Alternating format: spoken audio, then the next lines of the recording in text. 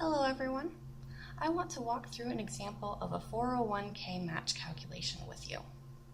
You will see problems similar to this one on the project, quiz, and exam, so I want to make sure that you understand how to solve them. Your employer offers a 401k match of 50% of your contribution up to 6% of your gross salary.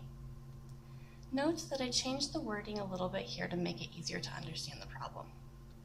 Your gross salary is $60,000 per year, and you plan to contribute $3,000 to the 401k. How much free money are you leaving on the table? Let's look at this calculation a little more in depth. What does the 50% up to 6% mean? The 6% of your gross salary is the maximum contribution to your 401k that your employer will be willing to match. If my annual salary is $60,000, then I am going to multiply that by 6% to get $3,600. This is my contribution to my 401k. Then, my employer is willing to match 50% of my contribution, or 50% times 3,600, which is 1,800.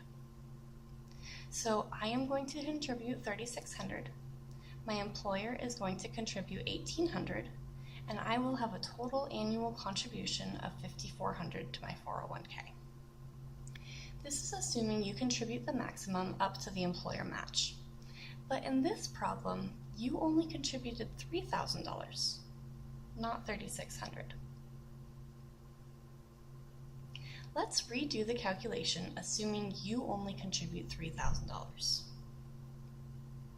Now, your employer is still only going to match 50% of your contribution, so they will contribute $1,500. This means that the total contribution will be $4,500. In total, your contributions decreased by $900.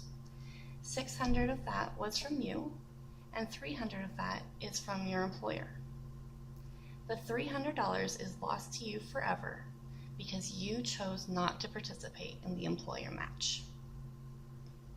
Now, you could argue that you have more money in your pocket to spend, but if you do not plan for retirement, then you will have no money to spend when you have no way of earning income.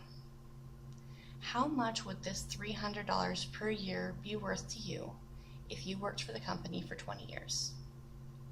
Don't forget that you would have raises, so it would be larger savings per year. Even without actually doing the calculation, I know that is a lot of lost income because you did not contribute the maximum to your 401k.